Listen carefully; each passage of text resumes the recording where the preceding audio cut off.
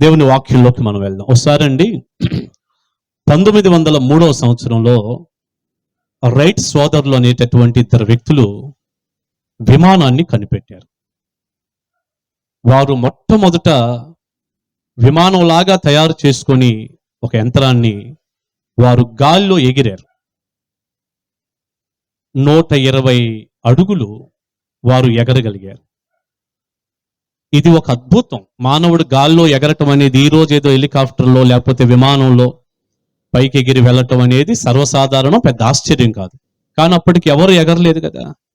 వారు ఎలాగైనా విమానాన్ని కనిపెట్టాలి అంటూ ఆ పరికరాన్ని కనిపెట్టారు. 120 అడుగులు వారు పైకి ఎగరగలిగారు. ఇది చాలా అద్భుతమైన అసలైన మంచి వార్త. ఇది చిన్న విషయం. ఈ రోజు కూడా మనం విమానాన్ని కనిపెట్టిన రైట్ సోదరులు అని చెప్పుకోగలుగుతున్నామంటే ఇది చిన్న సంగతి కాదు, చాలా పెద్ద మాట. ఈ సంతోషంలో వాళ్ళు ఏం చేశారంటే వాళ్ళ సహోదరికి ఒక ఉత్తరం రాశారు. వారు ఉన్న ప్రాంతం నుంచి ఇంటికి ఒక ఉత్తరం రాశారు. వాళ్ళ సహోదరి పేరు క్యాథరిన్కి ఒక ఉత్తరం రాసి చెప్పారు. అందులో, సహోదరి, మేము 120 అడుగులు ఎగరగలిగాము. మేము ఆ పరికరాన్ని, విమానాన్ని మేము కనిపెట్టాము. 120 అడుగులు ఎగిరాము. క్రిస్మస్కి ఇంటికి వస్తున్నాము. 2 మాటలు ఉన్నాయి అందులో. చెప్పండి ఈ మాట. ఒకటి, వారు కనిపెట్టినటువంటి విమానం 120 అడుగులు గాల్లో మేము ఎగరగలిగామంటే చిన్న విషయం కాదు. అది రాశారు. వెంటనే అన్నారు, క్రిస్మస్కి ఇంటికి వస్తున్నాము అని చెప్పారు. సరే, ఈ సహోదరి ఏం చేసిందంటే ఆ ఉత్తరాన్ని తీసుకొని ఆమె చదవలేక దగ్గరలో ఆ టెలిఫోన్ వాతావరణంలో ఉన్న ఒక పెద్ద ఆయన దగ్గరికి వెళ్ళి, కాస్త చదవండి, మా అన్నయ్య వాళ్ళ దగ్గర నుంచి ఉత్తరం వచ్చిందని ఆయనకి ఇచ్చింది. ఇస్తే ఆ ఉత్తరాన్ని ఆయన అలాగా చదివేసి సింపుల్గా ఒక మాట చెప్పాడు. ఏమి లేదమ్మా, పిల్లలు క్రిస్మస్కి ఇంటికి వస్తున్నారు అన్నాడు. చెప్పండి ఈ మాట. పిల్లలు క్రిస్మస్కి ఇంటికి వస్తున్నారు అని ఉంది అన్నాడు. సరేనైనా ఉత్తరం తీసుకుని వెళ్ళింది. పిల్లలు క్రిస్మస్కి ఇంటికి వస్తున్నారు అన్న మాట చదవగలిగారు కానీ, చెప్పాడు కానీ 120 అడుగులు ఒక మనిషి గాల్లో ఎగిరిన ఆ గొప్ప సంగతి ఆ వ్యక్తి పెద్ద సీరియస్గా తీసుకోలేదు. ఆ ముఖ్యమైన వార్త ఆ వ్యక్తి చెప్పలేకపోయాడు. ముఖ్యమైన వార్త ఏంటి? క్రిస్మస్కి ఇంటికి వస్తున్నాను అన్నది ముఖ్యమా? నేను వస్తున్నాను క్రిస్మస్కి అనేది ముఖ్యం కాదు. వారు ఎంతో వ్యయ ప్రయాసలకు ఓర్చి, ఎన్నో ఇబ్బందులు పడి, ఎన్నాళ్ళో కృషి చేసి, తిప్పలబడి మొత్తానికి 120 అడుగులు ఎగరగలిగారు అంటే అది చరిత్రలోనే ఆ విమానాన్ని, గాల్లో ఎగిరేటటువంటి ఆ పరికరాన్ని, ఆ విమానాన్ని కనుగొన్నారంటే అది ఎగిరి గంతేయాల్సినటువంటి చాలా గొప్ప వార్త. ఆ వార్త మిస్ అయింది. క్రిస్మస్కి డిసెంబర్లో అన్నయ్యోళ్ళు ఇంటికి వస్తున్నారు అన్న మాట వినపడింది. అసలు వార్త చెప్పండి గట్టిగా. విలువైన వార్త మిస్ అయింది. పిల్లరా, ఈ చక్కని సందర్భాన్ని బట్టి ఈ రోజున మనం నేర్చుకోగలిగిన, మాట్లాడుకోగలిగిన విషయం ఏంటంటే, ఈ రోజున క్రిస్మస్ ఆరాధనలన్నీ జరుగుతూ ఉన్నాయి కదా, సంఘాల్లో జరుగుతున్నాయి, ఇలాంటి సభలు జరుగుతున్నాయి. ఇలాంటి క్రిస్మస్ ఆరాధనలు, సెమీ క్రిస్మస్లు, ఇలాంటి ఆరాధనలు జరుగుతూ ఉన్న సమయాల్లో ఏవేవో కనపడుతున్నాయి కానీ మనుషుల జీవితాల్లో ఏవో లైటింగ్లు, ఏవో సౌండ్ బాక్సులు, ఏదో కనపడే ఆహ్లాదంగా కొంత సంగీతం, లేదా అక్కడ ఉండే విందు భోజనాలు, లేకపోతే మరి కొంచెం బోరలు, ఇంకేదో రంగులు, ఇంకేదో వాతావరణం. అది బయట మీటింగ్లో కావచ్చు, చర్చిలో కావచ్చు, మన ఇంటి దగ్గర కావచ్చు. ఏవేవో కనపడుతున్నాయి కానీ అసలు వార్త మిస్ అయిపోయింది. చెప్పండి ఈ మాట. అసలు వార్త మిస్ అయింది. ఈ పై ఉన్నాయి. ఏంటయ్యా అసలు వార్త ఎక్కడంటే, ప్రభు అయిన యేసుక్రీస్తు లోక రక్షకుడిగా మన కొరకు 2000 సంవత్సరాల క్రితం ఈ భూలోకానికి వచ్చాడు. ఇది అసలైన వార్త. చప్పలు కొట్టండి గట్టిగా ఒకసారి. లూకా సువార్త 2వ అధ్యాయంలో ఉంది, దావీదు పట్టణమందు నేడు రక్షకుడు మీ కొరకు పుట్టి ఉన్నాడు, ఈయన ప్రభు అయిన క్రీస్తు. అనండి మాట. దావీదు పట్టణమందు రక్షకుడు మీ కొరకు పుట్టి ఉన్నాడు, ఈయన ప్రభు అయిన క్రీస్తు. ఇది క్రిస్మస్ లో, లేక మనుషుల జీవితాలలో, లేదా క్రిస్మస్ పండగ వాతావరణంలో ముఖ్యమైన, అంటే ఈ డిసెంబర్ నెలకే అని కాదు, మానవ జీవితంలో ముఖ్యమైన వార్త ఏంటంటే, ఈ పై కాదు. లైట్లు బాగా పెట్టారు, 2-3 పోల్స్ వేశారు, సౌండ్ సిస్టమ్ ఎంత బాగుందో, లేకపోతే అసలు అయ్యగారికి సన్మానం ఎంత బాగా జరిగిందో, ఇంకేదేదో కార్యక్రమాలు. అసలు ఆ బోరలు చూడండి, వైట్ బ్లూలో, అసలు ఆ కచ్చినోడు సామాన్యుడు కాదు. అసలు ఎంత బాగా కట్టారు, ఇది చేశారు, అది చేశారని పై కాదు, లేక మనం ఏదో చేసి వెళ్ళే భోజనాలు ఎంత రుచిగా ఉన్నాయో, ఎంత బాగున్నాయో, లేకపోతే ఉప్పు అసలే సరిపోలేదు, వీటి గురించి కాదు పెద్ద టెన్షను. అసలైన వార్త ఒక్కటే మనిషికి ముఖ్యం. ఆ వార్త ఏమిటంటే 2000 సంవత్సరాల క్రితం ప్రభు అయిన యేసుక్రీస్తు వారు ఈ భూలోకంలో జన్మించాడు. ఆయన పరమును వీడి భూమి మీదకి దిగి వచ్చాడు. ఆయన రావటం ప్రపంచ చరిత్రలో అన్నిటికంటే ముఖ్యమైన వార్త, అసలైన వార్త అదే. హల్లెలూయా, అదే అసలైన వార్త. ఈ రాత్రి అసలైన వార్తలో ఉన్న ఆశీర్వాదాలు ప్రతి బిడ్డకు దేవుడు కలిగించునుగాక. ఆమేనండి. సరే, మొత్తానికి ఇంత విలువైన వార్త, యేసయ్య 2000 సంవత్సరాల క్రితం భూమి మీదకి వచ్చాడు. ఎందుకు వచ్చాడు? ఇది చాలా అమూల్యమైన మాట. చెప్పండి, ఎందుకు? అందరూ అనండి మాట, యేసయ్య ఎందుకు? ప్రియులారా, ఈనాడు క్రిస్మస్ ఆరాధనలు చేసే వారికి చాలా మందికి ఈ అసలైన విషయాలు తెలియదు. యేసయ్య భూమి మీదకి వచ్చాడు, ఎందుకు వచ్చాడు? ఈ అమూల్యమైన విషయం తెలుసుకొని చేస్తేనే కదా క్రిస్మస్ అనేది. అది తెలియదు. క్రిస్మస్ అంటే ఏదో ఒక పండగ అంతే, కాసేపు అక్కడికి వెళ్ళాం, కొంత ఏదో ఆహ్లాదంగా గడిపాం, చక్కగా కేకులు క్యాండిల్లు బ్రహ్మాండంగా అయిపోయింది, అంతే తప్ప అసలు యేసు భూమి మీదకి ఎందుకు వచ్చాడు అది తెలుసుకొని దాని ప్రకారం జీవించి నువ్వు ఆరాధన చేస్తే అది నిజమైన క్రిస్మస్ ఆరాధన అవుతుంది. అది గనక గ్రహించలేదనుకో నిజమైన ఆరాధన అవదు కదా. నాకు తెలుసండి, ఈ 5 సెమీ క్రిస్మస్లు అయిపోతే దాదాపు మన సెమీ క్రిస్మస్ వాతావరణాల్లో 35 ప్రసంగాలు చేసినట్టు. దేవునికి స్తోత్రం. నాకు తెలిసి దొనమండలో ఇది 8వ ప్రసంగం. చెప్పండి, వినండి, ఇది 8వ ప్రసంగం. గత కాలంలో కూడా యేసయ్య లోకానికి ఎందుకు వచ్చాడు అన్న విషయాలు ధారాళంగా ఎన్నో మనం బోధించుకున్నాం. అసలు ఆయన ఎందుకు వచ్చాడు ఈ రాత్రి ఒకే ఒక్క మాట చెప్పండి. ఎన్ని? 3 చెబుతా, 4 చెబుతా, 5 చెబుతా, మీరు అయిపోయిన దాకా చెబుతా, అంత చెప్పలేదు కదండి. ఒకే ఒక్క మాట మనం యోహాను రాసినటువంటి మొదటి పత్రిక నుంచి అసలు యేసయ్య ఈ లోకానికి ఎందుకు వచ్చాడో అది మనం చూద్దాం. ఇది గనక ప్రతి మనిషి జీవితంలో జరిగిందనుకో క్రిస్మస్ పండగ నిజంగా వారికి పండగే, దండగ ఎప్పుడు అవ్వదు.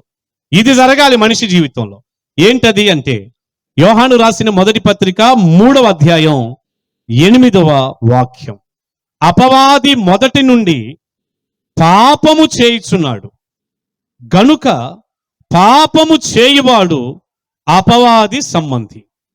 అపవాది యొక్క క్రియలను లయపరుచుటకే దేవుని కుమారుడు ప్రత్యక్షమాయెను.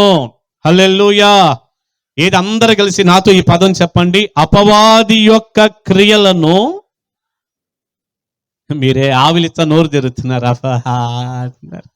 గట్టిగా చెప్పండి. భోజనాలు ఇప్పుడు కాదు, 1:30 తర్వాత గట్టిగా చెప్పండి. అపవాది యొక్క క్రియలను, ఇంకొంచెం సౌండ్ పెంచండి. అపవాది యొక్క క్రియలను లయపరుచుటకే దేవుని కుమారుడు ప్రత్యక్షమాయెను. అది ఎందుకు యేసు ప్రభు వారు శరీరధారిగా వచ్చాడయ్యా అంటే అపవాది యొక్క క్రియలను లయపరచటానికి ప్రభు అయిన యేసు క్రీస్తు వారు ఈ భూమి మీదకి వచ్చాడు. ఇంతకీ అసలు అపవాది క్రియలు అంటే ఏమిటి? ఏమిటి అపవాది క్రియ? అపవాది కొన్ని పనులు చేస్తాడు, వాటిని నాశనం చేయటానికి నేను వచ్చానంటున్నాడుగా. అది మనకు అర్థం అవ్వాలి అంటే అసలు అపవాది క్రియలు ఏమిటి, వాడు ఏం చేస్తాడు, ఎలాంటి క్రియలు చేస్తాడయ్య అంటే ఒక్క మాటలో చెప్పండి పాస్టర్ గారు. అంటే అపవాది అనేవాడు పాపము చేస్తాడు. చెప్పండి ఈ మాట, ఏం చేస్తాడు? గట్టిగా చెప్పండి త్వరగా. వాడు పాపం చేస్తాడు. అపవాది పని ఏంటి అంటే పాపం చేయటం. పాపంలో ఇక ఎన్ని రకాల పాపాలైనా ఉండొచ్చు. టోటల్గా ఒక్క మాటలో అర్థమైందంటే అపవాది క్రియలు పాపము చేయుట. ఆ మాట ఇక్కడే ఉంది. ఈ 8వ వచనంలోనే యోహాను ఎంత క్లియర్గా రాశాడో చూడండి. అపవాది మొదటి నుండి పాపము చేయుచున్నాడు. వాడు మొదటి నుండి పాపం చేస్తున్నాడంట. వాడు మొదటి నుండి పాపం చేస్తున్నాడు. ఏంటి అపవాది క్రియలు? పాపం చేయటం.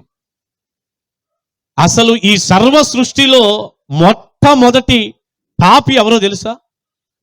ఈ సర్వ సృష్టి మొత్తంలో మొట్టమొదటిగా పాపము చేసినోడు ఎవరో తెలుసండి? అపవాది. చెప్పండి ఎవరు?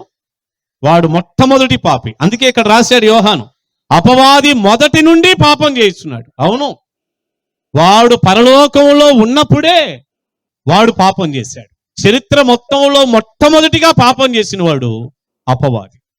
వాస్తవంగా ఈ రోజున అపవాది, సాతాను అని పిలిచే వాడి పేరు లూసిఫర్.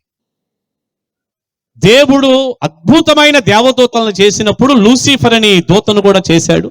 చాలా తలాంతులు, బ్రహ్మాండమైన ఆరాధికుడు, ఎంతో సౌందర్యం కలిగిన వాడు. అసలు లూసిఫర్ అంటేనే అందగాడు అని అర్థం. ఎంతో అందమైన వాడు, సౌందర్యంగా ఉన్నటువంటి కెరూబు. చాలా తలాంతులు ఉన్నాయి. ఆటోమేటిక్గా వాటన్నిటినీ చూసుకొని ఏమయ్యాడై అంటే గర్వించిన వాడై పాపము చేశాడు. చెప్పండి ఈ మాట, గర్వించిన వాడై. యెహెజ్కేలు గ్రంథం 28వ అధ్యాయం ఒకసారి మీరు అందరూ తీయండి. సాతాను గురించి రాయబడినటువంటి మాటలు, అంటే వాడు క్రియలు ఏంటి అనేవి మనం ఆ వాక్యాన్ని బట్టి మనం ధ్యానం చేస్తున్నాం. 28వ అధ్యాయం యెహెజ్కేలు గ్రంథం 14 నుంచి కొన్ని మాటలు చూడండి. 14, 15, 16 వచనాలు చదువుతున్నాను. అభిషేకము నొందిన కెరూబువై, చూడండి ఎంత అద్భుతమైన అభిషేకం ఉందో. అభిషేకము నొందిన కెరూబువై ఒక ఆశ్రయముగా నీవుంటివి, అందుకే నేను నిన్ను నియమించి తిని. దేవునికి ప్రతిష్ఠింపబడిన పర్వతము మీద నీవుంటివి, కాలుచున్న రాళ్ల మధ్యను నీవు సంచరించుచుంటివి. నీవు నియమింపబడిన దినము మొదలుకొని పాపము నీ యందు కనబడు వరకు, ఈ మాట మీరు అండర్లైన్ చేయండి, పాపము నీ యందు కనబడు వరకు ప్రవర్తన విషయములో నీవు యథార్థవంతుడుగా ఉంటివి. అయితే నీకు కలిగిన విస్తారమైన వర్తకము చేత లోపల నీవు అన్యాయము పెంచుకొని పాపము చేయుచూ వచ్చితివి గనుక దేవుని పర్వతము మీద నీ ఉండకుండా నేను నిన్ను అపవిత్ర పరిచితిని. ఆశ్రయముగా ఉన్న కెరూబు, కాలుచున్న రాళ్ల మధ్యను నీవికను సంచరింపవు, నిన్ను నాశనము చేసి తిని. చూడండి, అపవాది యొక్క చరిత్ర ఇక్కడ మనకు కనపడుతుంది. అద్భుతమైన అభిషేకము పొందిన కెరూబు, యథార్థంగానే ప్రవర్తన ఉంది. కానీ ఒక సమయం వచ్చేసరికి తనకు కలిగినటువంటి సౌందర్యాన్ని చూసుకొని గర్వించాడు. తన తేజస్సును చూసుకున్నాడు, జ్ఞానాన్ని చూసుకున్నాడు. ఇదంతటిని బట్టి ఆ సౌందర్యాన్ని, తేజస్సును చూసుకొని జ్ఞానాన్ని చెరిపేసుకొని, యెషయా గ్రంథంలో కూడా ఉంటుంది, నేను దేవుని సింహాసనం కంటే ఇంకా ఎత్తుగా వెళ్తాను, మహోన్నతునితో సమానంగా నన్ను నేను చేసుకుంటాను అంటూ ఒక రకమైన గర్వం లోపల వచ్చినందు వలన అపవాది పాపము చేసిన వాడయ్యాడు అని ఇదిగో ఈ వాక్యంలో ఎంతో క్లియర్గా రాయబడింది. పాపముని యందు కనపడు వరకు అన్నాడు. అంటే పాపం కనపడింది. మళ్ళీ అన్నాడు, లోపల నీవు అన్యాయము పెంచుకొని, 16లో చెప్తున్నాడు ఈ మాట, లోపల నీవు అన్యాయము పెంచుకొని పాపము చేయుచూ వచ్చితివి. అపవాది మొట్టమొదటిగా పాపం చేసినవాడు. అపవాది క్రియలు ఏమిటి అంటే పాపము చేయుట. చెప్పండి ఒక్క మాట, అపవాది క్రియలన్నీ ఏమిటి? పాపం చేయటం వాడి పని, పాపం చేయటమే వాడి పని, పాపం చేయటమే వాడి పని. వాడు ఒక పెద్ద పాపి. అపవాది మంచివాడు కాదు. అపవాది ఎవరికి మేలు చేయడు. అపవాది నీతిమంతుడు కాదు. అపవాది పరమ దుర్మార్గుడు. వాడు పాపము చేస్తూ ఉంటాడు, ఎప్పుడు పాపిగానే ఉన్నాడు, ఇప్పటికలా ఉన్నాడు, ఎప్పటికలాగా ఉంటాడు. వాడు ఒక పెద్ద పాపి. అపవాది క్రియలు ఏమిటయ్యా అంటే వాడు పాపి, వాడు పాపము చేస్తూ ఉంటాడు. ఇప్పుడు రెండో విషయం ఏమిటయ్యా అంటే పాపము చేసే ప్రతివాడు అపవాది సంబంధి. మన మూల వాక్యంలో ఉందో చూడండి. అంటే యేసు ప్రభు వారు ఎందుకు వచ్చాడో మనకు అర్థం అవటానికి ఆ మాట అలా జాగ్రత్తగా చూడాలి. ఇప్పుడు మనం చదివిన మూల వాక్యంలో ఈ పదాలన్నీ ఉన్నాయి. యోహాను రాసిన మొదటి పత్రిక 3వ అధ్యాయం 8వ వాక్యం కదా. అపవాది మొదటి నుండి పాపం చేయుచున్నాడు. ఓకే, అది మనం చెప్పుకున్నాం. ఇప్పుడు గనుక పాపము చేయువాడు అపవాది సంబంధి. చెప్పండి ఒక్క మాట, పాపం చేయువాడు. ఇప్పుడు అపవాది పని ఏంటి? వాడి క్రియలేంటి? పాపం చేయటం. ఏ మనిషి అయితే ఈ రోజున పాపంలో ఉన్నాడో, ఏ మనిషి అయితే ఈ రోజున పాపం చేస్తున్నాడో వాడి ప్రేరేపణే, వాడి ద్వారానే జరిగేది ఇవన్నీ. వాడి ఆధ్వర్యంలో ఉండి, వాడితో నింపబడిపోయి, వాడి చేతుల్లో బంధించబడి, వాడి దురాశలన్నీ కూడా నెరవేర్చున్నట్లుగా ఏ మనుషుడైతే పాపములో ఉన్నాడో, ఎవరైతే పాపము చేస్తూ ఉంటారో వారు దేవుని బిడ్డలు కాదు, వారు అపవాది సంబంధులు. చెప్పండి ఒక్క మాట, వారు అపవాది సంబంధులు. ప్రియులారా, ఈ రాత్రికాల సమయంలో దేవుని వాక్యం ఉన్నదున్నట్టు మనం చెప్పుకునే క్రమంలో మైకు శబ్దం ద్వారా వింటున్నటువంటి ప్రజలైనా, ఒకవేళ ఈ క్రిస్మస్ ఆరాధనలోనికి మేము వచ్చాము అని చెప్పుకునే నీవైనా, ఏదైనా నీ జీవితంలో పాపము ఉంటే ఒక్కటైనా సరే, ఇది చిన్న పాపం కదా, ఇదేదో బుడ్డది కదా ఇది. కొంతమంది అనుకుంటూ ఉంటారు, వాడంత పాపిని నేను కాను, వారంత దోషిని, అంత దుర్మార్గుని కాదు. పరిసేయుడు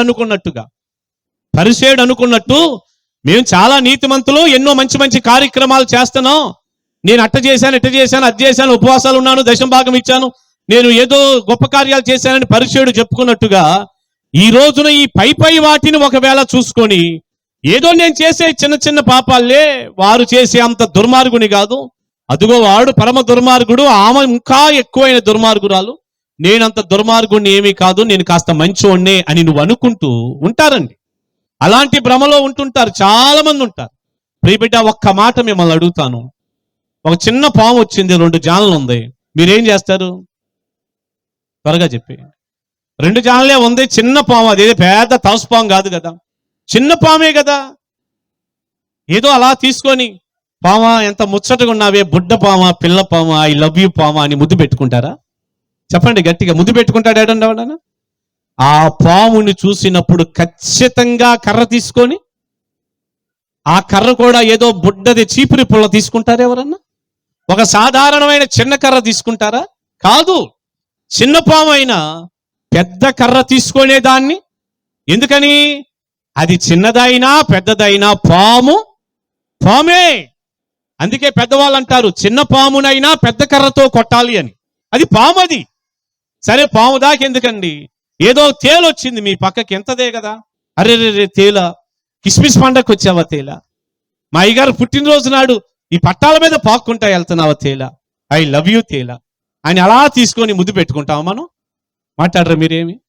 ఖచ్చితంగా దాన్ని ఏం పెట్టి కొడతాం చెప్పండి? మళ్ళీ చీపుర పొల్ల ఏమన్నా వాడతామా? పోనీ సన్నగా ఉన్న కర్ర పొల్ల కూడా వాడం దీనికి.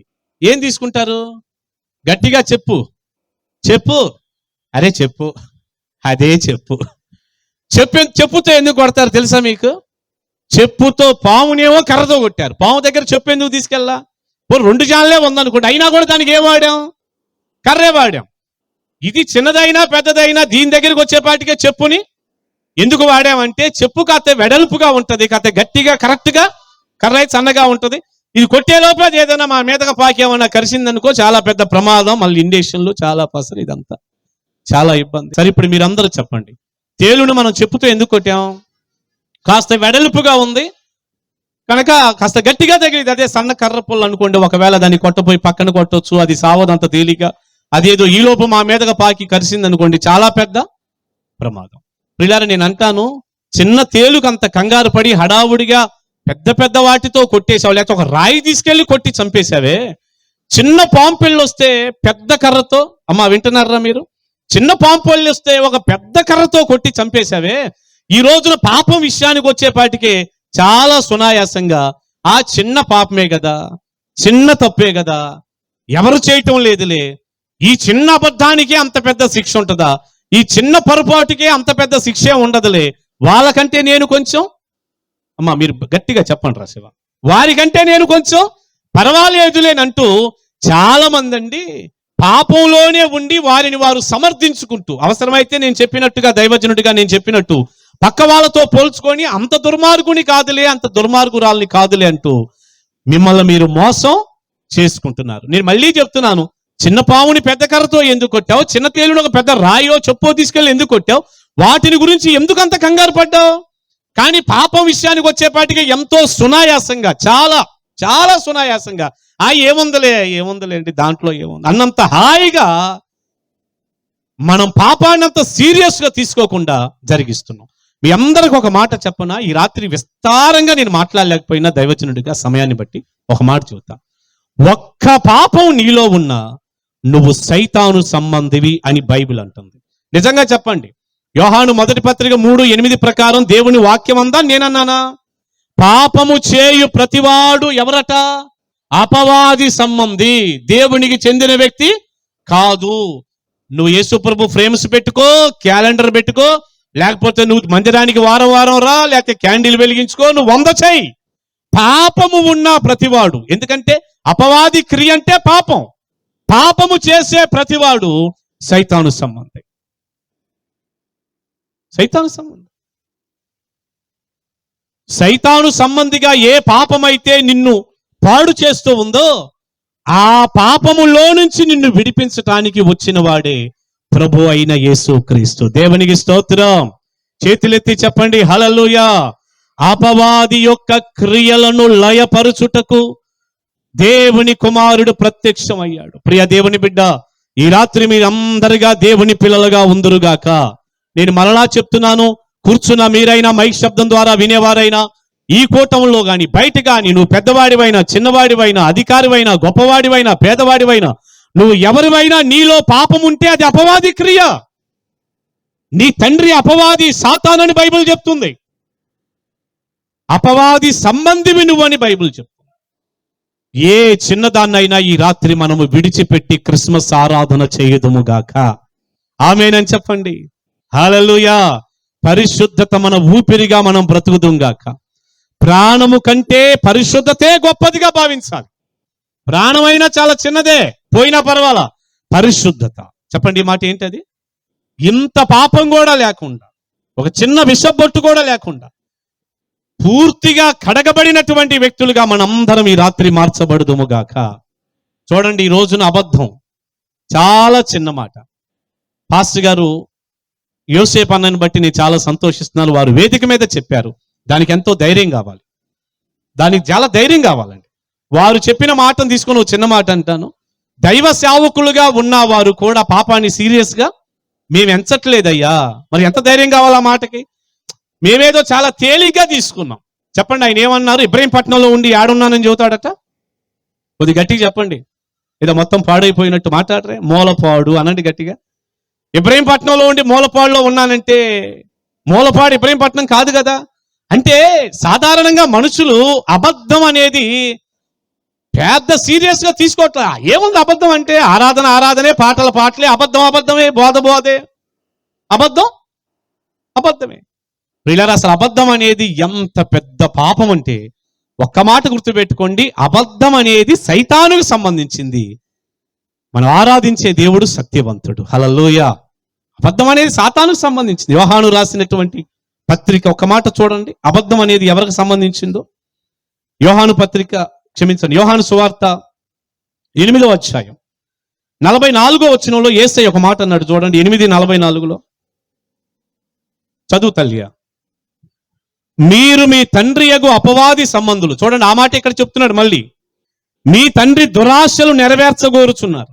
ఆది నుండి వాడు నరహంతకుడై ఉండి సత్యమందు నిలిచినవాడు. చెప్పండి, అపవాదిలో సత్యం లేనే లేదు. సత్యమందు నిలిచిన వాడు కాడు, వాని యందు సత్యమే లేదు. వాడు అబద్ధమాడునప్పుడు తన స్వభావమును అనుసరించి ఏ మాటలాడును. వాడు అబద్ధికుడును, అబద్ధమునకు జనకుడనై ఉన్నాడు. నేను సత్యమునే చెప్పుచున్నాను గనక మీరు నన్ను నమ్మరు. నా యందు పాపమున్నదని మీలో ఎవడు స్థాపించును? నేను సత్యము చెప్పుచున్న ఎడల మీరెందుకు నన్ను నమ్మరు? యేసయ్య ఎవరు? సత్యవంతుడు. ఆయన సత్యవంతుడండి. అందుకే ఆ పాటలో కూడా మార్గము నీవే, సత్యము నీవే, జీవము బైబిల్లో ఉంది. యేసయ్యే సత్యం, బైబిల్లో ఉంది. ఆయన వాక్యమే సత్యం. మనం ఆరాధించే యేసు ప్రభువారు ఎవరయ్యా అంటే సత్యదేవుడు. హల్లెలూయా. దావీదు అంటాడు 51వ కీర్తన 6వ వచనంలో, దేవా నీవు అంతరంగములో సత్యాన్నే కోరుతున్నావు. నోటిదాకా మాట వచ్చినప్పుడు కాదు, అంతరంగంలో కూడా దేవుడికి ఏం కావాలట? సత్యమే కావాలి. పెదవుల ద్వారా వచ్చేది కాదు. లోపలేమో మోసంగా ఉండి పైకేమో మంచి మాటలు కానే కాదు. అంతరంగాన్ని చూసే దేవుడు అంతరంగంలో కూడా సత్యాన్ని కోరుతున్నాడు. అపవాది ఎవరు? అపవాది అబద్ధికుడు అని ఉంది ఇక్కడ చూడండి. మీరు మీ తండ్రి యొక్క అపవాది సంబంధులు అన్నాడు. అంటే అబద్ధం అనేది ఎవరికి చెందింది? పొరపాటును కూడా మర్చిపోయి కూడా మన పెదవుల గుండా ఒక్క అబద్ధము రాకుండా దేవుడు మనల్ని రక్షించునుగాక. ఆమేనండి. ఈరోజు ఎన్ని అబద్ధాలంటే ₹2 కోసం నిండు అబద్ధం ఆడేస్తారు. 2 రూపీస్ అంతే. నేను అప్పుడప్పుడు చెబుతుంటా పెళ్లిళ్ళలో ₹2. ఇప్పుడు ఉదాహరణగా వంకాయలోడు వచ్చాడండి. ఆ వంకాయలు అన్నాడు. లేడీస్ పిలుస్తారుగా, అబ్బాయి వంకాయలు ఇట్రా అంటారు. ఆడు వంకాయలు కాదు, వంకాయలు అమ్ముతున్నాడు. వంకాయలు ఇట్రా అన్న వచ్చాడు, దించాడు. ఎంత కిలో అన్నావు? ₹7 అమ్మ అన్నాడు. వెంటనే ప్రియులారా, నాలుగు కండి అసలు మన పాప నైజం, అది మన నైజం అండి. పసిపిల్లలు కూడా అబద్ధం చెబుతారు. మీరు చూడండి ఎట్లా వచ్చింది వాడికంటే నైజం అంతే. ఆ పాప స్వభావం ఉండిపోయింది పాత ఆదాం దగ్గర నుంచి మనకి. చాలా ఈజీగా ఆడతా పాడతా వెంటనే ఏదో పెద్ద పెద్ద కోర్సులు చేసిన వాళ్ళలాగా, పెద్ద ట్రైనింగ్లు కోర్సులు చేస్తే కనుక వచ్చినట్టుగా చాలా సునాయాసంగా అంటారు. ఎందుకు ₹7? 5. పొద్దునే మా ఇంటి పక్కనే ఉన్నటువంటి మా తోడికోడలు ఉందిగా పెంటమ్మ, ఆమె మార్కెట్కి వెళ్ళి తీసుకొచ్చిందయ్యా, ఉదయమేనయ్యా, ఇంక గంట ముందేనయ్యా, ₹5 నువ్వు 5కి ఇస్తావా ఇవ్వవా? ప్రియులారా, ₹2 కోసం మళ్ళీ ఏమో ఆదివారం వచ్చే సాక్ష్యం చెప్పింది. బ్రహ్మాండంగా మైక్ ఇస్తే ఆర్కెస్ట్రా కట్టే కానీ అంత బ్రహ్మాండంగా పాటలు. అసలు ఆయన ఇంటనాడా ఇంటలేదా, బైబిల్ ఏం చెబుతుందో మనకి ఏ సంబంధం లేదు. సత్యమే లేదు, అబద్ధమే ఆడిద్ది, సైతానికే చెందింది. దేవుని మందిరంలో ఇక మామూలుగా ఉండదు పాకులాట. కానీ వంకాయల దగ్గర ఏమైపోయింది? బతుకంతా బయటకు వచ్చేలా, లోపలంతా తెలిసిపోలా. నిజంగా తోడికోడలను కూడా సృష్టించావు. పెంటమ్మను పేరు కూడా చెప్పండి, ఏదో ఒకటి పెట్టేశావు. ఎన్ని రూపాయల కోసం ఇది? అయ్యా గట్టిగా చెప్పండి, ఎన్ని రూపాయలు? కేవలం ₹2 కోసం. ఎంత పెద్ద అబద్ధం అండి, ఎంత దారుణం అండి. ఈ క్రిస్మస్ వాతావరణంలో కంచికి చెల్లపోతారు, లేదా కొండపల్లి వెళ్తారు, ఇంకా డబ్బులుంటే విజయవాడ పోతారు, బీసెంట్ రోడ్డుకి వెళ్తాం, బట్టల షాపుకి వెళ్తాం, మొత్తం తీపిస్తావు, మొత్తం అది తీ ఇది తీ ఇది తీ, మబ్బాయి తీ మమ్మాయి తీ, నా చీరలు మొత్తం పొద్దునే పోతావు, మొత్తం తీపిస్తావు, ఇది అది అదే మొత్తం తీపిచ్చి ఎంత అంటావు? 3500 అమ్మా, ఇది పట్టు చీర 3500 అంటాడు. ఎందుకు? 1300. పొద్దున్నే వారం కూడా కలమ్మా, ఇంటి పక్కనే ఉంది శుభలక్ష్మి అని ఒక అమ్మాయి, నా స్నేహితురాలే. అసలు పాత్రలు కూడా ఎట్లా సృష్టిస్తారో చూడండి, అసలు వచ్చేస్తాయి అంతే. అసలు అబద్ధాలు పుట్టండి, అసలు మానవ జీవితమే అబద్ధాలు పుట్టండి. అబద్ధం మీద జయం లేని ఏ వ్యక్తి కూడా మీరు నమ్మండి, నిత్య జీవాన్ని మాత్రం పొందడు, పరలోకానికి వచ్చే ఛాన్సు ఏమి లేదండి. కనీసం ఈ రాత్రి మీటింగ్ లోనైనా నీ నాలుకకు బాప్తిస్వం జరుగునుగాక. నీళ్ళల్లో ముంచక్కర్లా, యేసయ్య నీ రక్తంతో కడిగాయంటే కడిగేస్తాడు. ముందు కడగబడాలి. ఇది బావి, నాలుక బకెట్. లోపల కడగబడితే మంచి నీరు వస్తుంది. లోపల బురదుంటే బావిలో ఏదుంటే అదేగా బకెట్ లోంచి బయటకు వచ్చింది. ఆ లోపలంతా కూడా ఏదో మొత్తం ఈ కుళ్ళు కుచ్చితం అబద్ధాలు ఉందనుకో, అదే బయటకు వచ్చింది. నీ హృదయము మారు మనసు పొందాలి, నీ నాలుక కూడా బాప్తిసం పొందాలి. అప్పుడు మనం పొరపాటును కూడా ఏం జరిగినా మనం అబద్ధం చెప్పాం. దేవుని స్తోత్రం. అసలు ఈ బాధలన్నీ ఎందుకండి? ఇంటి పక్కనే ఉంది శుభలక్ష్మి 1300కే తెచ్చింది, చీర ఇస్తావా లేదా? ₹7 కాదు ₹5 వంకాయలు, మా తోటికోళ్ళే, మా చెల్లిలే, వెంటమ్మా. ఈ బాధలన్నీ ఎందుకు? అయ్యా ₹7 చెప్పావు, ₹5 ఇస్తావా ఇవ్వా అని అడగొచ్చుగా.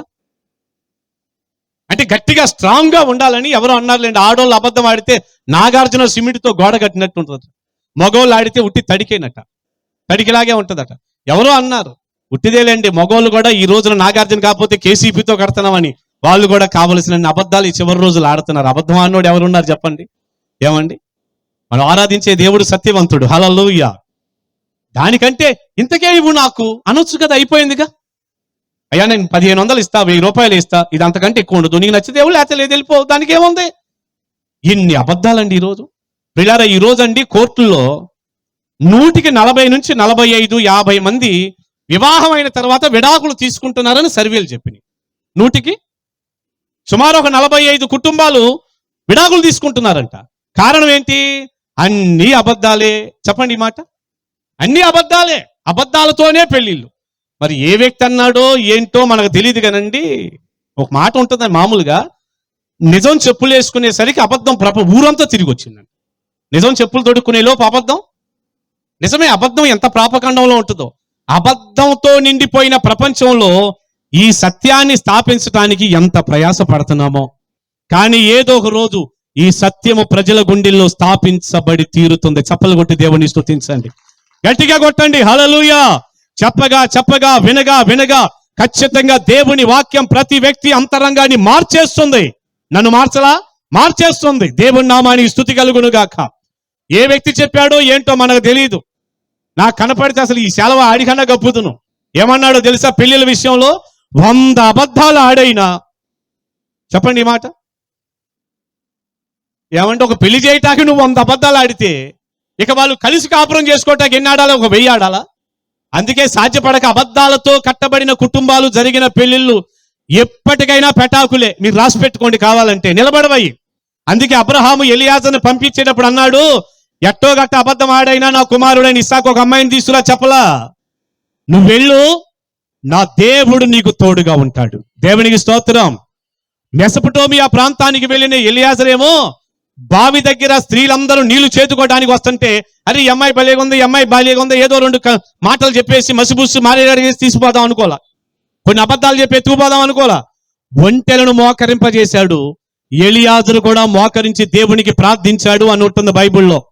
దేవా, నా యజమాని కుమారుడైన ఇస్సాకుకు నువ్వు చూపించిన అమ్మాయిని నాకు కనపరుచన్నాడు. ప్రార్థన చాలించక ముందే వచ్చేస్తుంది కడవ భుజాన్ని పెట్టుకొని ఆ అమ్మాయి. మళ్ళీ ఒక సూచన, అమ్మా కాసిని మంచినీళ్ళు ఇవ్వు అంటాను, నాకు పోయాలి, నా ఒంటెలకు కూడా 10 ఒంటెలు. ఒక్కొక్క ఒంటెను ఎడారి ఓడ అంటారు. ఒక్కొక్క ఒంటె 300 లీటర్లు తాగిద్దట. ఒక ఒంటె 300 లీటర్లు అయితే ఒక బిందె ఎన్ని లీటర్లు, ఒక ఒంటె ఎన్ని బిందెలు తాగాలి? ఇక 10 ఒంటెలు, అది ఏమన్నా గ్లాస్ ఇవ్వడంలో సాలం అంటానికి మనిషా? అది ఒంటె, పెద్ద సంచి ఉంటుంది దాని లోపల. ఒక్కసారి తాగితే కొన్ని నెలల పాటు ఆ నీళ్ళన్నీ మళ్ళీ అలా లాలాజలం తెచ్చుకొని నెమరు వేసుకుంటూ నీరేమీ దొరకని ఎడారిలో ఒంటె ప్రయాణం చేస్తూ ఉంటది. గుర్రం అనుకో 3 రోజుల్లో గుడ్డు పెట్టింది. అందుకే గుర్రాలు ఎడారిలో వాడరు, ఒంటెలే పనికి వస్తాయి. ఈయనంట మంచినీళ్ళు ఇవ్వమంటాడంట, ఆ అమ్మాయి ఏమో దిగిపోయి తేవాలి, బావిలో దిగిపోయి తేవాలి మళ్ళీ. లేదా చేతుకుంటున్నారా మరి? ఆ మాట ఒకసారి జాగ్రత్త చూసుకోండి. అవి అక్కడి నుంచి బిందెలు తెచ్చిపోయాలి. సూచన. కళ్ళు తెరవడం రిపగా వచ్చింది, అమ్మా కొంచెం ఏమైనా నీళ్లు, నాకు ఒక మంచి నీళ్లు కావాలంటే నీకు పోస్తాను, ఒంటెలకు కూడా. ఏమంటే నిజంగా మిమ్మల్ని అడుగుతున్నాను, మీ అత్తగారికి ఒక గ్లాసు మంచినీళ్ళు ఏమైనా ఇవ్వగలరా? మీ మావయ్యకి అంత అన్నం పెట్టి మంచినీళ్ళు ఏమైనా ఇస్తారా? పరలోకము నాదిలే. ఎవడరా నీకు చెప్పింది? ఎవరు చెప్పారమ్మాయి మీకు? ఉసూరుమంటే అత్త ఏడుతా ఉంటుంది, ఒక గ్లాసు మంచినీళ్ళు ఇవ్వరు. తినేది కొంచెం బెటరు. మామయ్య అక్కడే ఉంటాడు, ఒక చొక్కా ఉతికి పెట్టరు, కాస్త ఆయనకు ఓ ముద్ద భోజనం ఏమీ పెట్టరు. అమ్మను చూసేవాడే లేడు. అందుకే సామెత పుట్టింది. ఏమండి, అమ్మకి ఏమీ లేదట, కానీ చిన్నమ్మకి ఏదో చీర పెడతాడట. ఏదో ఉందా, అది నాకు సరి గుర్తు రాట్లా. అమ్మకి అన్నం పెట్టడు కానీ చిన్నమ్మకి, గట్టిగా ఇది సామెత, అమ్మకి అన్నం పెట్టాడంట, చిన్నమ్మకేమో చీర పెడతాడంట. ఉన్నారా ఇట్లాంటి వాళ్ళు? ఓ బోలెడు మంది అండి.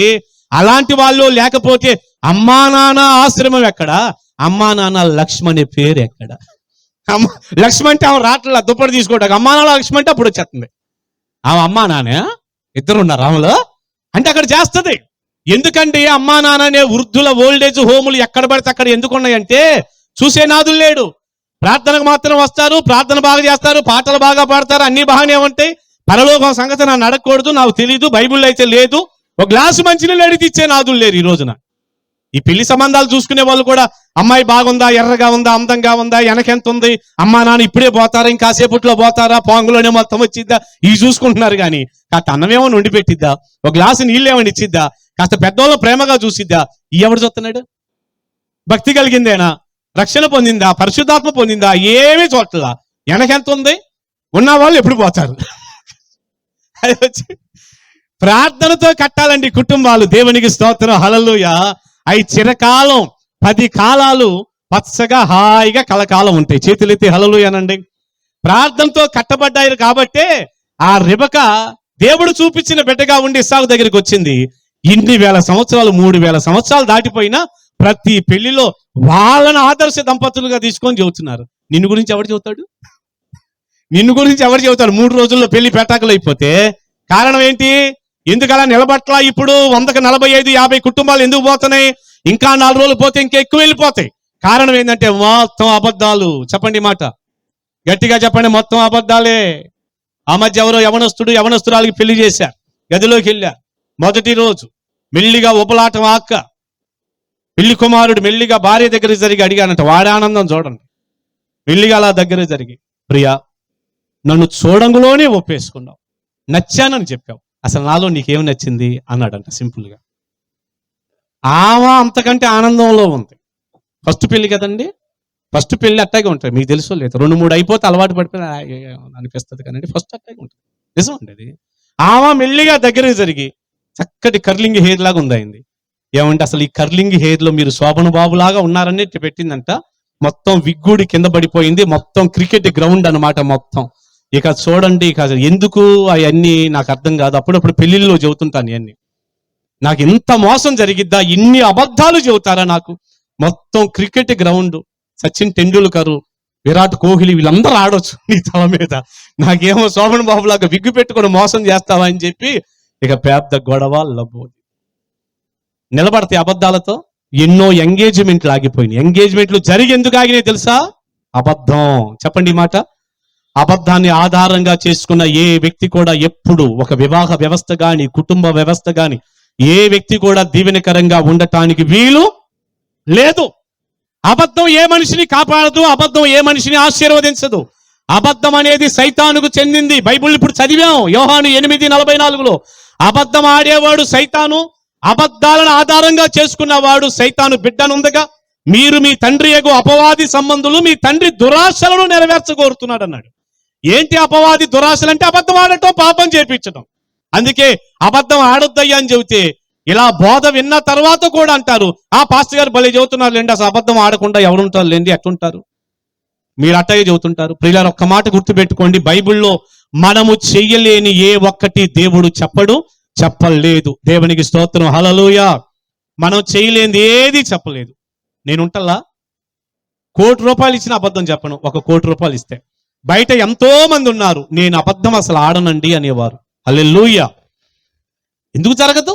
చేయలేంది దేవుడు పెడతాడని మీరు అనుకుంటున్నారా? పరిశుద్ధాత్మను పొందండి, అబద్ధాలన్నిటికీ స్వస్తి చెప్పి ఆ పాపం నుండి విడిపించబడి పరిశుద్ధంగా జీవించే కృప పరిశుద్ధాత్ముడే మీకు ఇస్తాడు. ఏ అబద్ధాన్ని మనం ఆధారం చేసుకోవటానికి వీలు. ఒక్క మాట చెప్తాను ముందుకెళ్లే ముందు, అబద్ధికులందరూ అగ్ని గంధకాలతో మండే గుండంలో ఉంటారని ప్రకటన 21:8 ఉంది. ప్రియ దేవుని బిడ్డ, ఎందుకు అబద్ధం అనే పాపం దగ్గర నుంచి స్టార్ట్ చేశాను ఇదంటే, అబద్ధాన్ని సీరియస్ గా తీసుకో. పెద్దవాటినే తీసుకోవట్లేదు, అబద్ధాన్ని ఏం తీసుకుంటాం? నువ్వు అబద్ధాన్ని సీరియస్ గా తీసుకో, నీ జీవితంలో ఎంత గొప్ప కార్యాలు జరుగుతాయో, ఎంత పరిశుద్ధంగా జీవిస్తావో, దేవుడు నీతోనే ఉండి ఎన్ని కార్యాలు చేస్తారు. అబద్ధం ఆడటం అనేది సైతాను లక్షణం, వాడి క్రియ. అది మనలో ఉండటానికి వీలు.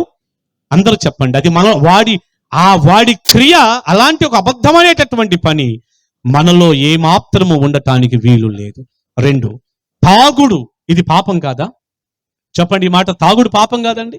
ఎన్ని కుటుంబాలు, ఇందాల పాస్టర్ గారు కూడా చూడండి, ఒక చక్కని విజ్ఞాపన చేస్తూ ఆ మాట వచ్చేసరికి మాకు దుఃఖం వస్తూ ఉంటుంది.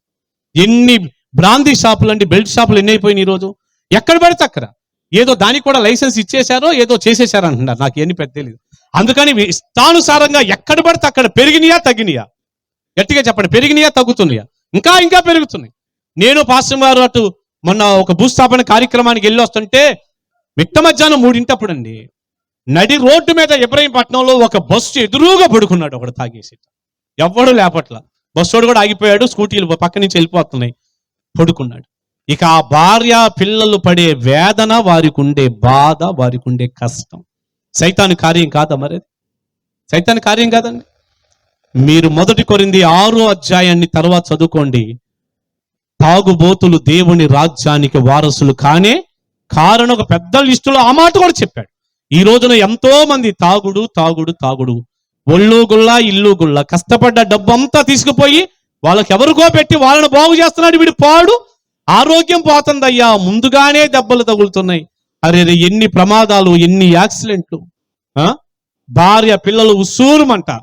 కొన్నిసార్లు హాస్పిటల్ కొన్ని పరిస్థితుల మీద వెళ్ళినప్పుడు అండి, గవర్నమెంట్ హాస్పిటల్లో వాటికి మేము వెళ్ళినప్పుడు తాగేసి గుద్దేసి చచ్చిపోయి మిగిలిన పిల్లలకు కూడా దెబ్బలు తగిలి ఏడుస్తున్న ఆడవాళ్ళని ప్రాణం అండి ఉస్సూరుమంటదండి.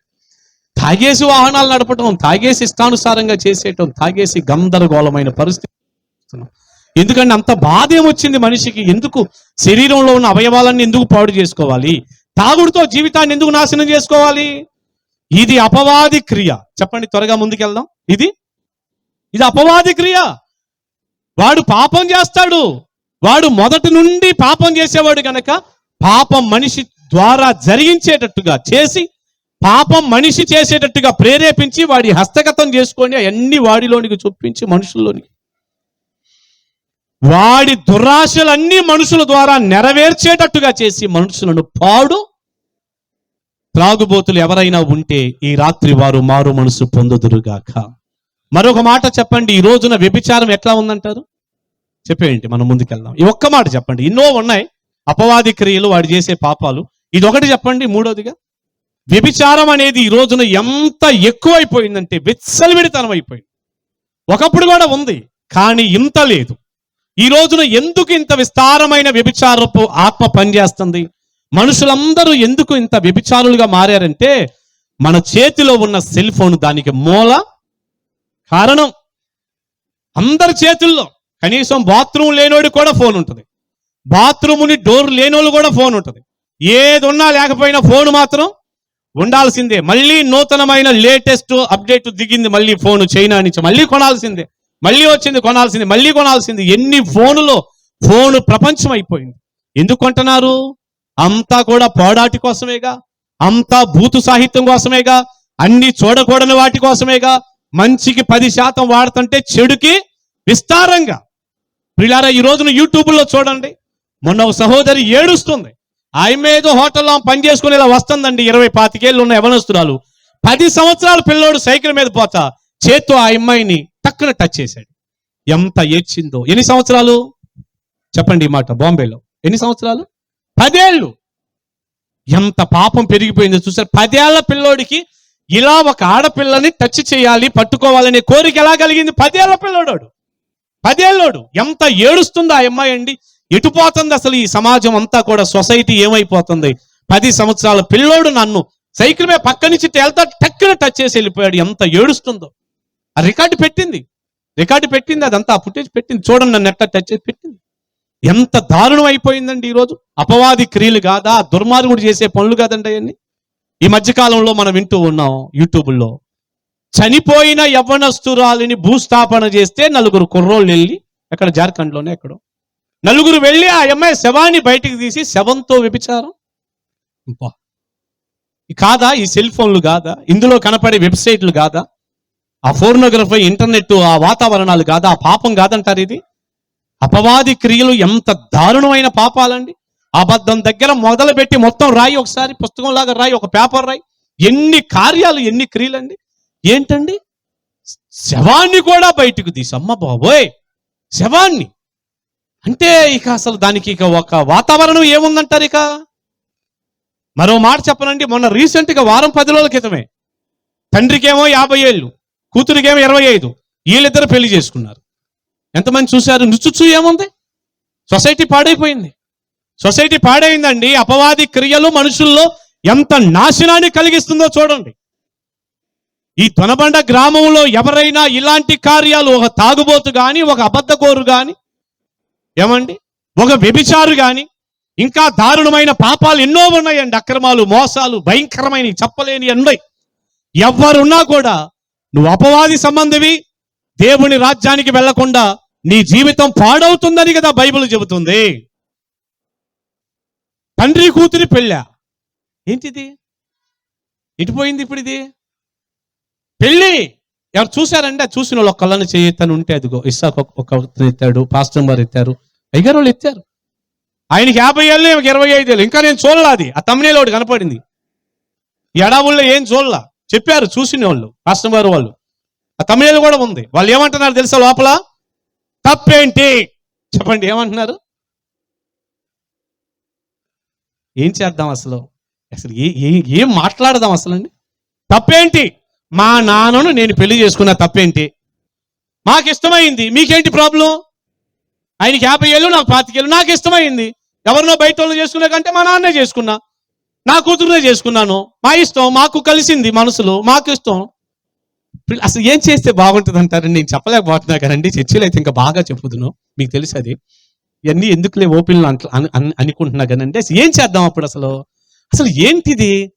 ఏమండి, అసలు తండ్రి కూతురేంటి, పెళ్ళేంటి, మా ఇష్టం ఏంటి, మాకు నచ్చిందేంటి, మేము కలిసి కాపురం చేస్తామంటాం ఏంటి, రేపు పిల్లలు పుడితే వాళ్ళని ఏమని పిలవాలి, అసలు వాళ్ళని ఏమని పిలవాలి? బాబోయ్, ఎన్ని అపవాది గాడి క్రియలు కాదా? మీరే చెప్పండి. ఈ అపవాది క్రియలన్నీ కూడా మనుషుల్లోనికి పంపించి మనిషి కూడా అపవాది సంబంధి అయిపోయేటట్టుగా, పాపము చేయు ప్రతివాడు అపవాది సంబంధి. కారణం ఏంటంటే మొట్టమొదటి పాపి వాడే. వాడి క్రియలు అన్ని మనుషుల్లోనికి చొప్పించి వాడి దురాశలన్నీ కూడా వాడు మనిషిని పట్టేసి వాళ్ళ ద్వారా వాడి కార్యాలన్నీ నెరవేర్చుకుంటున్నాడు. అన్ని రకాల చెడండి, ఒకటి కాదు రెండు కాదు. ఇక నేను త్వరగా ముగించాలి కాబట్టి మీరు ఎన్నైనా రాసి పెట్టుకోండి. నేను 2-3 చెప్పాను మీకు. ఇవన్నీ దారుణమైనటువంటి పాపాలు, చెడు. ఇలాంటి చెడులో, పాపంలో ఉన్న నీవు అపవాది సంబంధివి అని బైబిల్ అంటుంది. అపవాది సంబంధివి, దేవునికి చెందిన వ్యక్తివి కాదు. బయట నుండి దేవుడి మాటలు వినే వ్యక్తివైనా, చిన్నమ్మ లేదు, పెద్దమ్మ లేదు, చెల్లి లేదు, తల్లి లేదు, శవం లేదు, కూతురు లేదు, వరస లేదు, వావి లేదు, ఏమీ లేదండి. కామంతో కళ్ళు నింపబడిపోయినటువంటి రోజుల్లో మనం ఉన్నాం. నువ్వు అపవాది సంబంధివి, నువ్వు సాతాను సంబంధివి, దేవునికి చెందిన వాడివి కాదు. ఇప్పుడు మీరు నన్ను అడగొచ్చు, అవును నిజమే, పాపంలో ఉన్న అపవాది సంబంధులు అయితే ఏమిటి? రేపు నువ్వు చనిపోయినప్పుడు అపవాది ఉండే స్థలమైన నరకానికి నువ్వు వెళ్ళిపోతున్నావు. అయితే ఏమిటి అంటావా? ఏమిటి? అపవాది పాపం నీలో కనపడి నీవు పాపిగా ఉండి అపవాది ఏజెంట్గా నువ్వు మారితే, అపవాది సంబంధిగా ఉండి నువ్వు పాపంలో ఉంటే, నువ్వు రేపు చనిపోయిన తర్వాత నరకానికి వెళ్ళిపోతున్నావు. ప్రియులారా, దేవుడు అండి మంచి దేవుడు అండి. హల్లెలూయా. చాలా మంది అడుగుతుంటారు, అయ్యా యేసు ప్రభువుని నమ్మకపోతే నరకమైనట్టుగా, యేసు ప్రభువుని నమ్మని వారిని నరకంలో వేస్తాడటగా మీ దేవుడు. నరకానికి ఒక వ్యక్తిని పంపించే దేవుడు కనికర సంపన్నుడు, మంచివాడు ఎట్టవుతాడయ్యా మీ దేవుడు? ఆయన్ని నమ్మకపోతే నరకానికి వెళ్ళిపోవటమైనట్టుగా మీ దేవుడు నరకంలో వేసే దేవుడు మంచోడు కాదు అంటున్నారు. కాదండి, కానే కాదు. నా దేవుడు ఎన్నటెన్నటికీ మంచి దేవుడు. హల్లెలూయా. నా దేవుడు ఎన్నటెన్నటికీ ప్రేమ కలిగిన దేవుడు. హల్లెలూయా. నా దేవుడు ఎన్నటెన్నటికీ జాలి, కృప, వాత్సల్యం కలిగినటువంటి దేవుడు. అలాంటి దేవుడు ప్రపంచ చరిత్రలో ఉన్నట్టు ఏ వ్యక్తి ఎప్పుడు కనుగొనలేదు, ఇక ముందు కూడా కనుగొనలేడు. అంత ప్రేమామయుడు ఆయన. హల్లెలూయా. ఇన్ని మాటలు ఎందుకు చెప్పాను నా దేవుని గురించి అంటే, ఆయనను నమ్మనందు వలన ఆయన ఒక వ్యక్తిని నరకానికి పంపటం లేదు. ఆయన నరకానికి పంపటం లేదు. నీవు చేసే చెడ్డ పనులను బట్టి, నీవు నెరవేరుస్తున్న సాతానుగాడి యొక్క కోరికలను బట్టి, వాడి దురాశలను నువ్వు నెరవేరుస్తూ ఇలాంటి పాపములో ఉండటాన్ని బట్టి, వాడిని నువ్వు వెంబడించటాన్ని బట్టి, చీకటిని నువ్వు ప్రేమించటాన్ని బట్టి, నువ్వు సాతానుతో కలిసి నీ అంతటికి నువ్వే నరకానికి వెళ్ళిపోతున్నావు. నిన్ను నరకానికి తీసుకెళ్తున్న వాడు సైతానుగాడు. మత్తయి సువార్త 25వ అధ్యాయం చూడండి. ఈ మాట ఒకటి చూడండి, అందరూ నేర్చుకోండి. దేవుడు కనికర సంపన్నుడు. ఆయన ఎవ్వరినీ నరకానికి ఇప్పటికి పంపలేదు, ఎప్పటికీ ఆయన పంపడు. నువ్వే వెళ్ళిపోతున్నావు.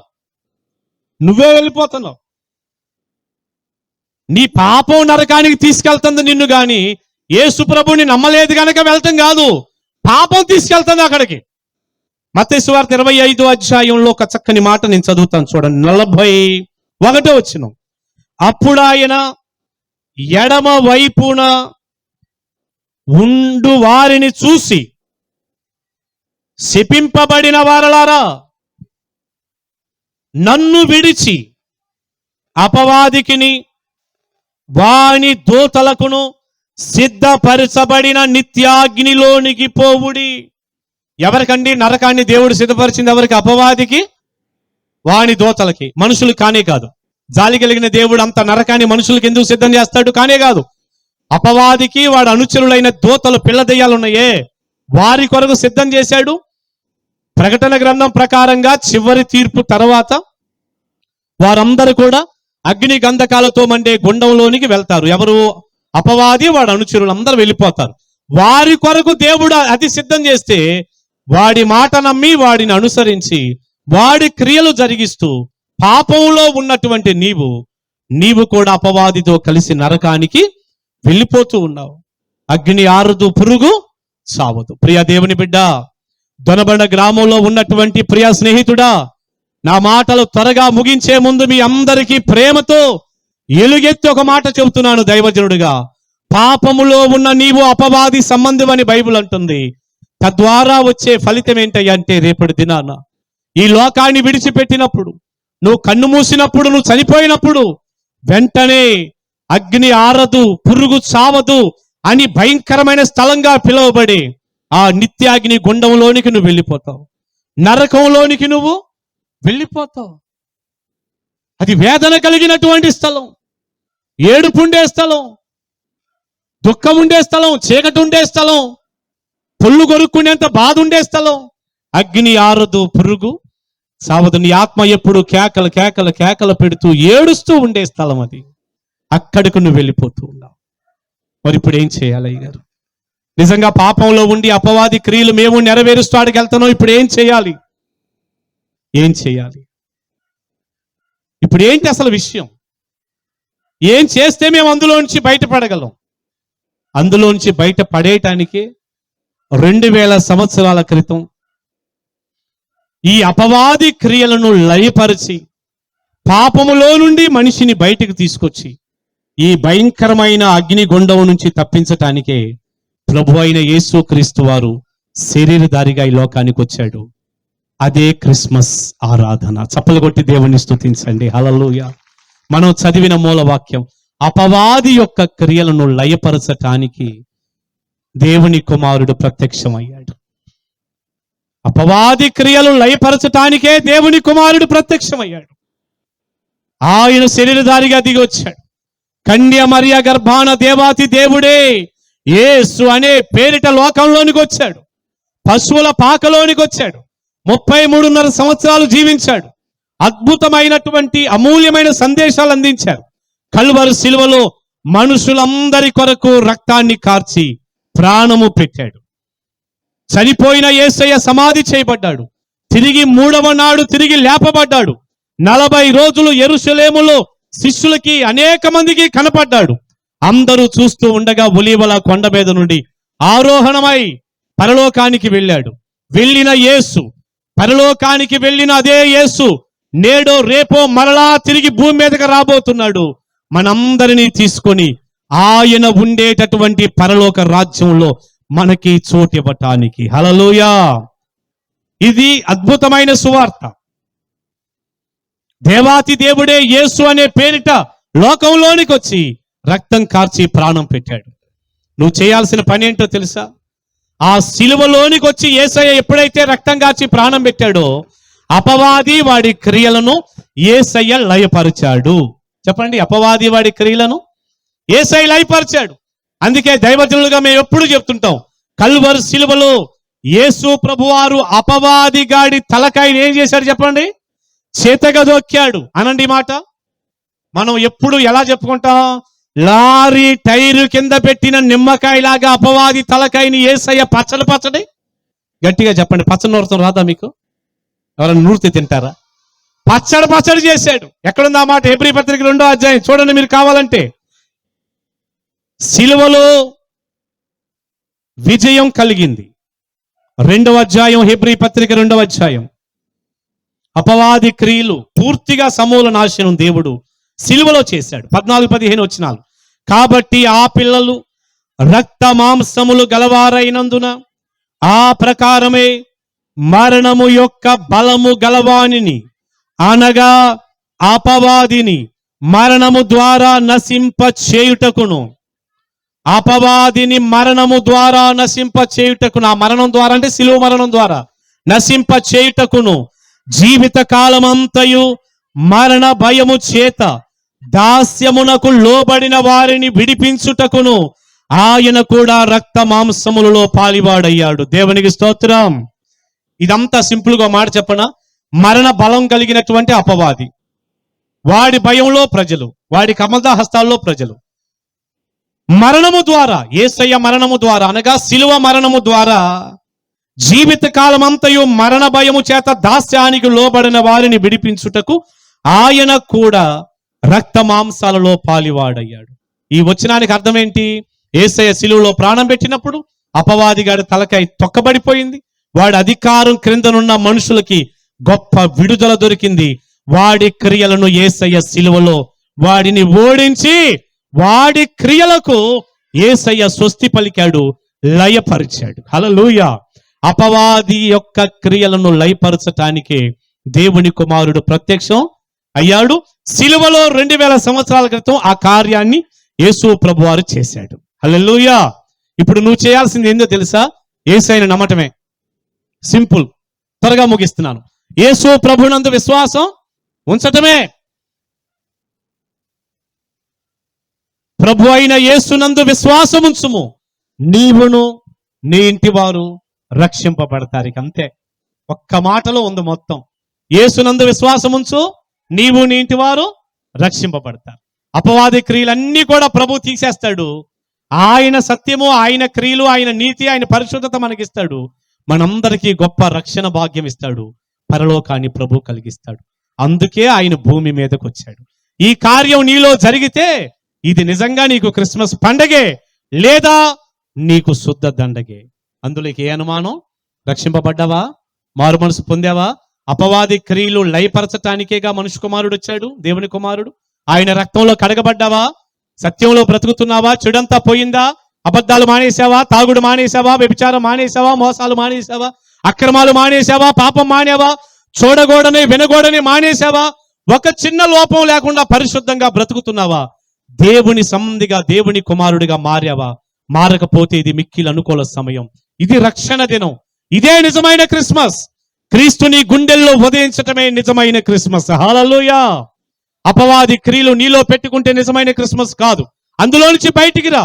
పరిపూర్ణమైనటువంటి రీతిలో యేసు ద్వారా పరిశుద్ధత కలిగి జీవించున్నట్లుగా నీవు రక్షింపబడు. అలా రక్షింపబడ్డాక నువ్వు చేసేది నిజమైన క్రిస్మస్ ఆరాధన. దేవుని స్తోత్రం. క్రియలను లయపరిచి మనుషుల్ని కాపాడుతాడు యేసుక్రీస్తు ఒక్కడే. యేసయ్య ఒక్కడే ఈ కార్యం చేయగలిగిన గొప్ప దేవుడు. ఎందుకంటే అపవాది క్రియలు ఆయనే లయపరిచాడు గనుక. అవును. ఎలా మారారండి జనం? ఎలా మారారు ప్రజలు? దొంగలు మారారు.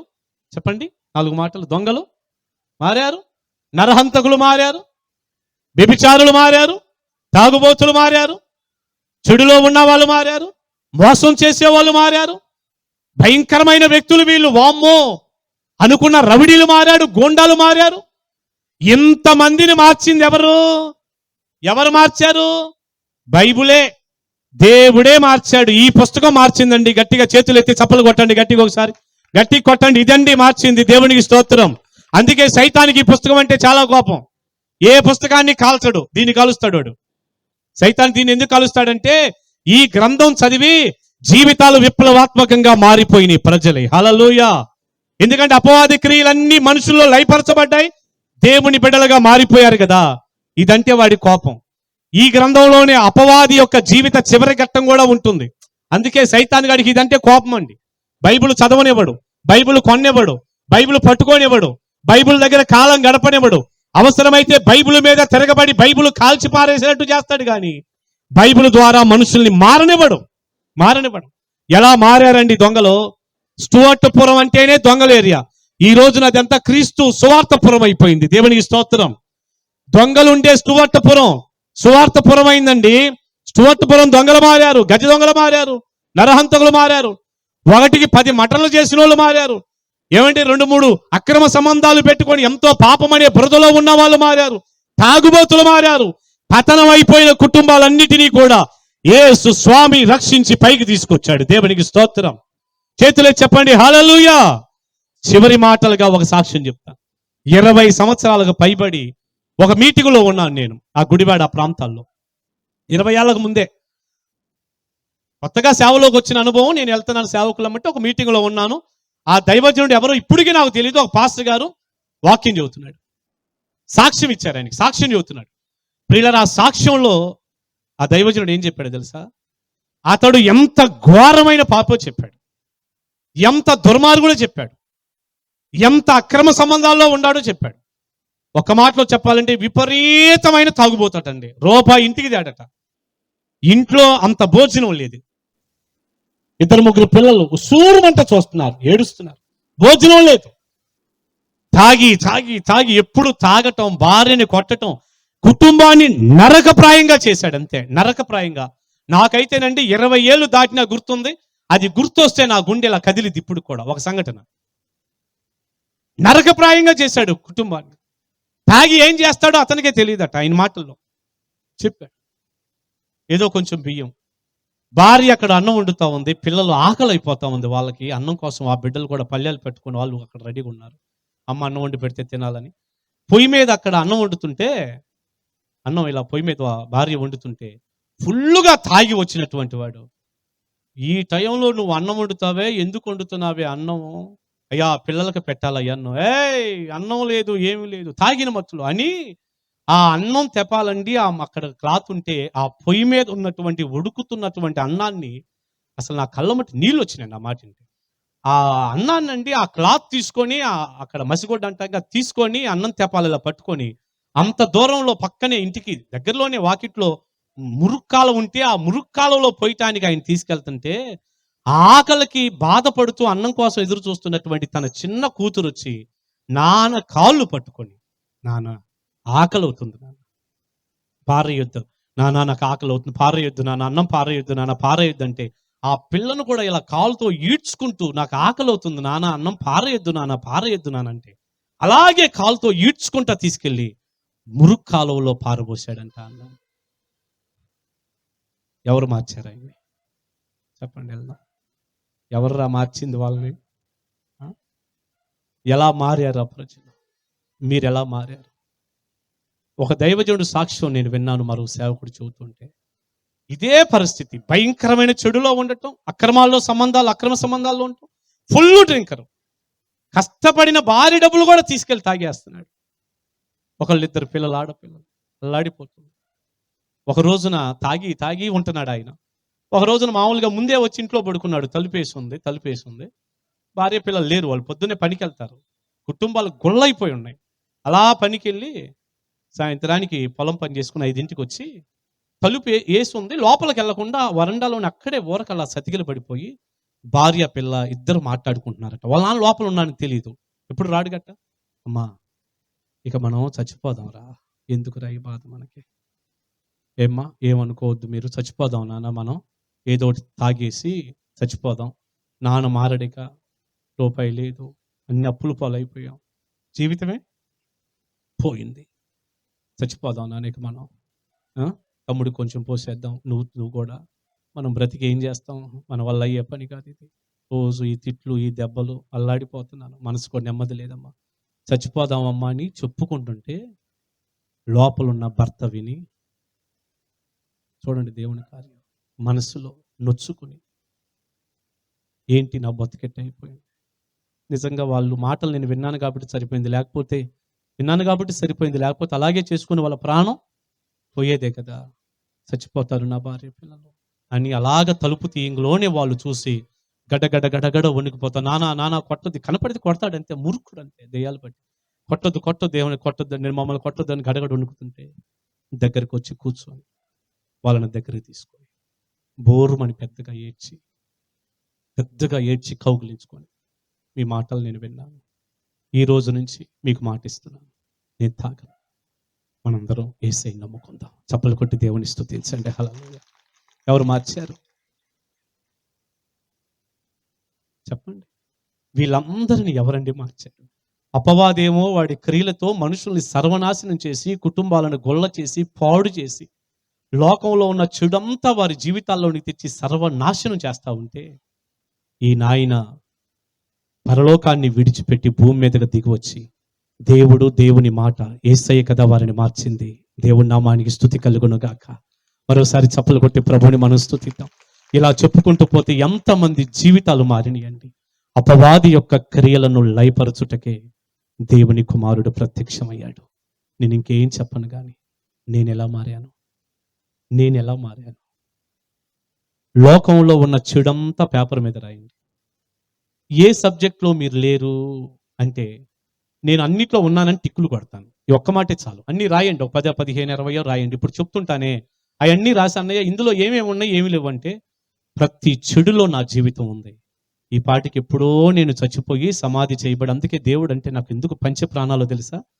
నా ప్రాణం కన్నా మిన్నగా దేవుడు, నా ప్రాణం కంటే మించిన ప్రేమ దేవుడి మీద ఎందుకు ఉంటుందంటే, నేను ఎప్పుడో చచ్చిపోయి సమాధి చేయబడితే నా సమాధి మీద జిల్లేడు మొక్కలు, పిచ్చి చెట్లు ఈ పాటికే మొలిసి, పలానా అబ్బాయి అండి శివయ్య చిన్న కొడుకు ఎక్కడున్నాడంటే సమాధి కనపడదే కది, మట్టిలో కలిసిపోయేవాడిని అంతే. ఈ దేవుడి కదు నన్ను రక్షించింది, ఈయన కదు నన్ను కాపాడింది, ఈయన కదు నన్ను తీసుకొచ్చింది, ఈయన కదు నా జీవితం ఇంత వెలుగుమయంగా మారటానికి అపవాది క్రియలన్నిటినీ నాలో నుండి తీసివేసి లయపరచి నన్ను బాగు చేసి బ్రతికించి ఈ రోజున ఇంత గౌరవాలు, ఇంత సన్మానం, ఇంత సేవ, ఇదంతా కూడా ఎవరికి. అందుకే నాకు ఏది జరుగుతున్నా, ఏ మంచి మాట, ఒక చిన్న అభినందన వినపడుతున్నా, ఒక సేలవ గప్పుతున్నా, మనసులో నేను ఇదే చెబుతాను, ప్రభువా మనసులో అలా కళ్ళు మూసుకొని ఇది నీకే చెందునుగాక. ఎందుకంటే నేనెవరినో నాకు బాగా తెలుసు, నీ కృపతో ఇలా ఉన్నాను, నీవే నన్ను ఇలా రక్షించావు, నన్ను కాపాడింది నువ్వు. ఈ మహిమ, ఘనత, ప్రభావాలు ఏదైనా నీకే చల్లాలి నాయన, నీ పాదాల దగ్గర పడేస్తున్నాను ఇవి అన్నీ అని నేను ఎప్పుడు చెప్తూ ఉంటాను. నన్ను ఎవరు మార్చారండి? పాస్టర్ గారు, మీరు ఇప్పుడు పాస్టర్ గారు చెప్పారు, యోసేపు గారు, 5-6 నెలల నుంచి వస్తున్నాం మేము, అబద్ధం ఆడటం మానేసాం అన్నాడా ఆ దైవజనుడు? అన్నాడు అబద్ధం ఆడటం మేము మానేసాము అన్నయ్య, ఆ మాటలన్నీ మాకు నేర్పారు, చెప్పారు, అబద్ధం ఆడకూడదని మేము మానేసాం అన్నాడు. ఒక వ్యక్తి మార్పు పొందే అంతగా నన్ను మార్చి దీవించి వాడుకుంటుంది ఎవరు? ఈ స్వామి కాదా? దేవునికి స్తోత్రం. లేచి నిలబడండి, ప్రార్థన చేసుకుందాం. అపవాది యొక్క క్రియలను లయపరచటానికి మనుష్య కుమారుడు, దేవుని కుమారుడు ఈ లోకంలోనికి దిగి వచ్చాడు.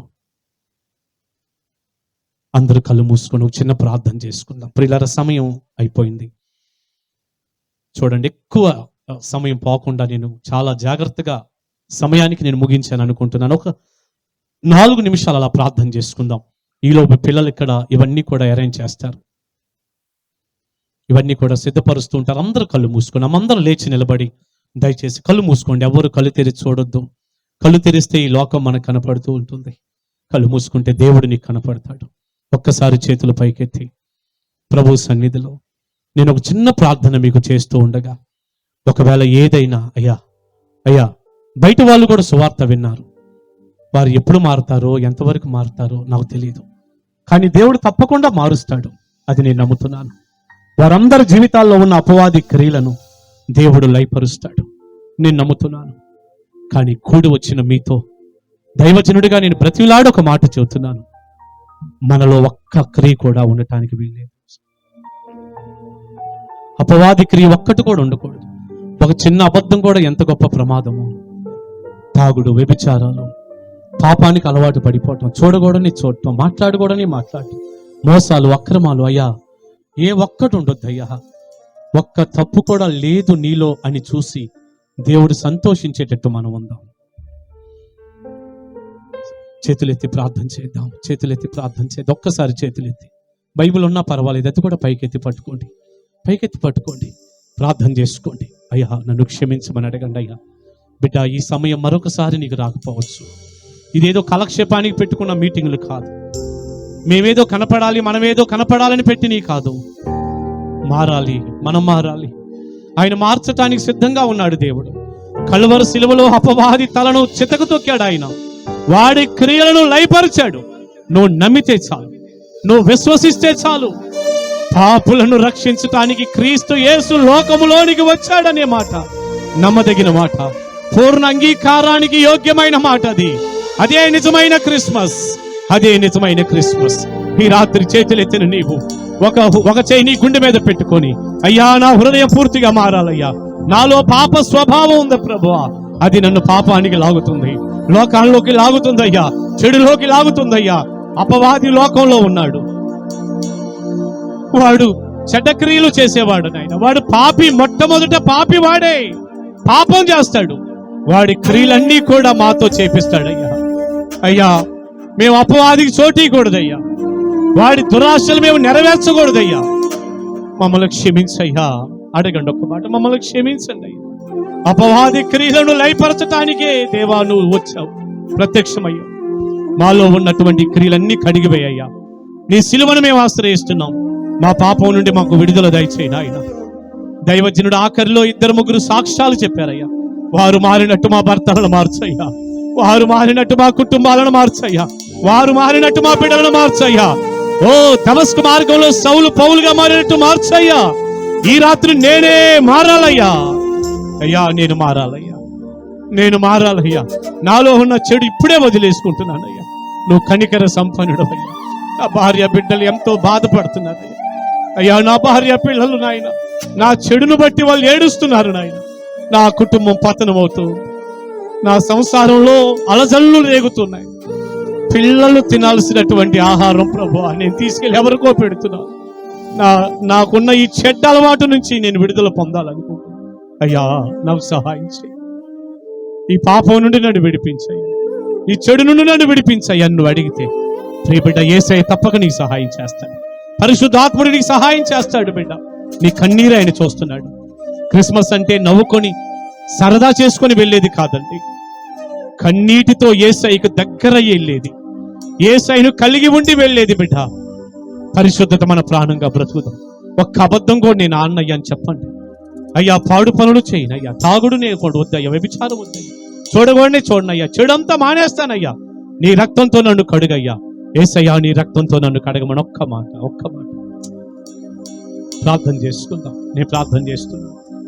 పరలోక భాగ్యాన్ని నీకు ఇవ్వాలని యేసయ్య వచ్చాడు బిడ్డ. పరలోక భాగ్యం ఇవ్వాలని యేసయ్య వచ్చాడు బిడ్డ.